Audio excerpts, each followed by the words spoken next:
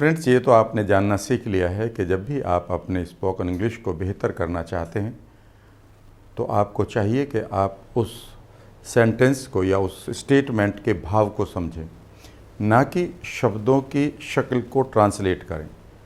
अगर आपने इतना समझ लिया तो आपके लिए जर्नी बहुत आसान रहेगी और इम्प्रेसिव भी रहेगी। फॉर एग्ज़ाम्पल, अगर मैं आपको 3-4 सेंटेंस बोलूं कि मुझे वहाँ जाना ही होगा, तो इसके बाद में गा आया है, तो क्या ये फ्यूचर इंडेफिनिट में विल के साथ बनेगा?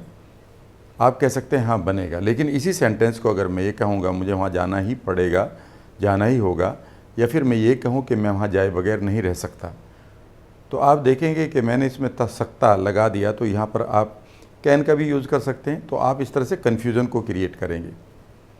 सवाल इस बात का है कि आप मिनिमम कन्फ्यूज़न रहे आपका और मैक्सिमम आपका आप कह सकते हैं कि एक्सप्रेशन रहे, तभी आप स्पोकन इंग्लिश को बेहतर तरीके से समझ सकते हैं, बोल सकते हैं। एक बार की बात है कि मैं कमेंट्री सुन रहा था और कमेंट्री सुनते सुनते अचानक कमेंटेटर ने मुझे एक एक स्ट्रक्चर दे दिया और मुझे लगा कि मुझे ये सेंटेंस के सारे वर्ड्स की मीनिंग तो मालूम है, पर ओवरऑल जो सेंटेंस का भाव है वो कहीं ना कहीं मिसिंग है। मैंने इमीडिएटली डिक्शनरी को खोला और डिक्शनरी पढ़ने का अपने आप में एक हुनर होता है कि मैंने उस सेंटेंस को धीरे धीरे गहराई तक पढ़ना शुरू किया। कैसे इस सेंटेंस को यूज़ किया गया, इस वर्ड को यूज़ किया गया है, मैंने उसे लर्न किया तो पाया गया कि वो बिल्कुल जो मैं सोच रहा था उसका जस्ट डिफरेंटली उसका एक्सप्रेशन था। उसी स्ट्रक्चर को मैं अब आपके साथ यहाँ शेयर कर रहा हूँ। आप पाएंगे कि ये स्ट्रक्चर आप लोगों से बहुत सुनेंगे, स्पेशली जब लोग बेहतर इंग्लिश बोल रहे हों। इसलिए ज़रूरी है कि आप इसे समझें और इसको बोलना भी यूज़ करें, इसको बोलना भी शुरू करें। राइट। इस स्ट्रक्चर का नाम होगा can't help. Can't help, right. और कांट हेल्प को जब आप यूज़ करेंगे तो ये यही शो करता है जब आप ये कह सकते हैं कि भाई मुझे वहाँ मैं वहाँ जाए बगैर नहीं रह सकता, यानी कि मुझे वहाँ जाना ही होगा, मुझे वहाँ जाना ही पड़ेगा, मैं नहीं रह सकता वहाँ जाए बगैर। जब भी ऐसे बोलते हैं तो कांट हेल्प का यूज़ करते हैं।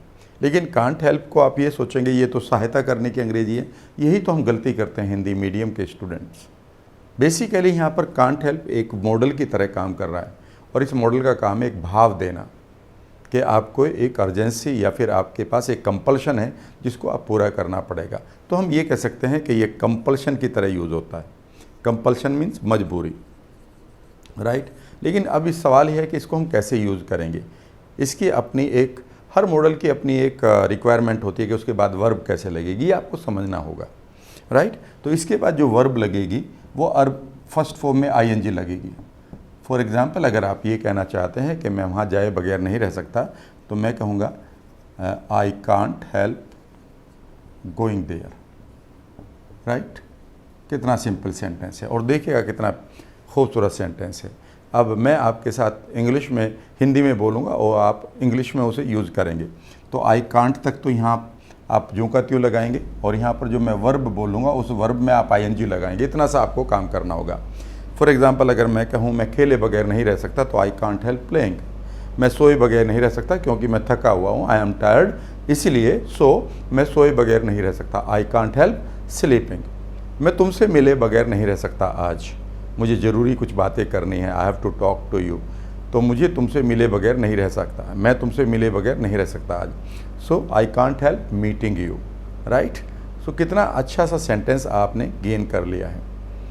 और कई बार आप देखेंगे कि इसमें आप क्वेश्चन भी पूछ सकते हैं, क्या तुम लड़े बगैर नहीं रह सकते, राइट। जब आप अपने बच्चों से कहते हो क्या तुम सोए बगैर नहीं रह सकते, क्या तुम वहाँ जाए बगैर नहीं रह सकते, कांट यू हेल्प, तो ये कांट पूरा पहले लग जाएगा। Can't you help going there, simple. ये छोटा सा सेंटेंस अब आपके साथ है। Can't you help going there, क्या तुम सोए बगैर नहीं रह सकते। कांट यू हेल्प स्लीपिंग, क्या तुम ये न्यूज़ देखे, क्या तुम टीवी देखे बगैर नहीं रह सकते। कई बार आप अपने बच्चों से कहते हो can't you help watching TV, मैं ये स्ट्रक्चर सीखे बगैर नहीं रह सकता, I can't help learning this structure. तुम अंग्रेजी बोले बगैर नहीं रह सकते, तुम्हें बोलनी ही होगी, so you can't help speaking English. तुम ये रूल्स सीखे बगैर नहीं रह सकते। You can't help learning these rules. कमाल की बात है कि इसका आप पास्ट भी यूज़ कर सकते हैं। पास्ट में कांट कुड हो जाएगा, और आई मीन कांट जो है कुडंट हो जाएगा, कुड नॉट हो जाएगा, बाकी चीज़ें वही रहेंगी। लेट अस सी कि इसका पास्ट क्या होगा। जब हम पास्ट में यूज़ करेंगे इसको तो ये कुडंट हो जाएगा, ठीक है ना। जब मैंने कल उसे वहाँ देखा, when I saw him, right. जब मैंने उसे देखा कल, यस्टरडे। तो कई बार आप कहते हैं ना, मैं रोए बगैर नहीं रह सका। उसकी हालत ख़राब थी, वो बहुत गरीब था, तो मैं रोए बगैर नहीं रह सका। I couldn't help crying. Yes, कल मैं उससे मिले बगैर नहीं रह सका, यानी कि मैं ज़रूर मिला उससे। आई कुडंट हेल्प मीटिंग हिम। कल मैं उसकी बातों पर, उसके जोक पर हंसे बगैर नहीं रह सका। I couldn't help laughing on his jokes, right. मैं नाचे बगैर नहीं रह सका क्योंकि फंक्शन बहुत अच्छा था, because the function was so good, so इसलिए मैं नाचे बगैर नहीं रह सका। I couldn't help dancing. सब लोग खेल रहे थे, मेरे friends, my all the friends were playing, so मैं भी खेले बगैर नहीं रह सका। So I couldn't help playing, right. तो मेरा कहने का मतलब है कि अब आप इसे यूज़ करिएगा। चलिए कुछ एक सेंटेंस पहले कांट में मैं हिंदी में बोलूँगा, आप इंग्लिश में उसको कोशिश करें बोलने की।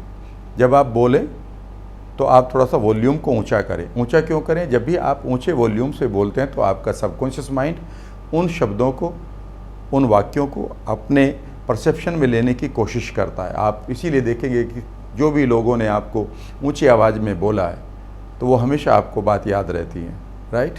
सो मैं कुछ हिंदी में बोलूँगा जिसमें आप कांट हेल्प का यूज़ करेंगे और कुछ में कुडंट का। और कैसे करेंगे? जब ये टाइम ऑफ स्पीकिंग पर कोई काम हो तो ये कांट लगाएंगे, फ्यूचर में हो तो ये कांट लगता रहेगा, और पास्ट में हो तो ये कुडंट लगता रहेगा। Is that right? तो यहाँ पर आप कुडंट लगाएंगे, यहाँ पर आप कांट लगाएंगे, यानी कि प्रेजेंट से लेकर फ्यूचर तक तो कांट लगेगा, और पास्ट में कोई भी इवेंट अगर है तो वो कुडंट यूज़ करेंगे। फॉर एग्ज़ाम्पल, आज अब मैं वहाँ जाए बगैर नहीं रह सकता। I can't help going there. मैं कल वहाँ जाए बगैर नहीं रह पाऊँगा। भले ही आप कल की बात कर रहे हैं, ध्यान से सुनिएगा, यही तो भाव है कि प्रेजेंट में भी और फ्यूचर में भी कांट ही रहेगा। So tomorrow I can't help going there, ठीक है ना। अगले महीने मैं तुमसे मिले बगैर नहीं रह सकता, मैं बहुत इमरजेंसी में हूँगा अगले महीने। सो I can't help meeting you next month.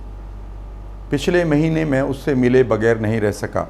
I couldn't help meeting him, ठीक है ना। और अब मैं आपके साथ हिंदी में बोलूँ, कल मैं ये अखबार पढ़े बगैर नहीं रह सका। अब मैं ये अखबार पढ़े बगैर नहीं रह सकता। मैं वहाँ जाए बगैर नहीं रह सकता। मैं कल वहाँ जाए बगैर नहीं रह पाऊँगा, राइट। मैं वहाँ कल जाए बगैर नहीं रह सका। मैं कल अपने रूम की सफाई किए बगैर नहीं रह सका। कल मुझे अपने रूम की सफाई करनी ही होगी, मैं रूम को साफ़ किए बगैर नहीं रह सकता। इस तरह से आप अनुभव करेंगे कि आप इस स्ट्रक्चर को कितनी आसानी से यूज़ कर रहे हैं। यूज़ ही नहीं कर रहे हैं, बल्कि जब आप कांट हेल्प का प्रयोग सही तरीके से करेंगे तो you will impress people also. आप लोगों को पूरी तरह से इम्प्रेस भी कर चुके होंगे। इस तरह से आप आगे बढ़ते रहिएगा।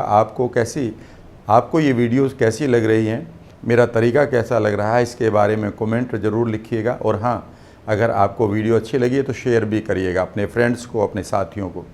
और अगर अभी तक आपने चैनल को सब्सक्राइब नहीं किया है तो सब्सक्राइब भी कर लीजिएगा। Thank you very much.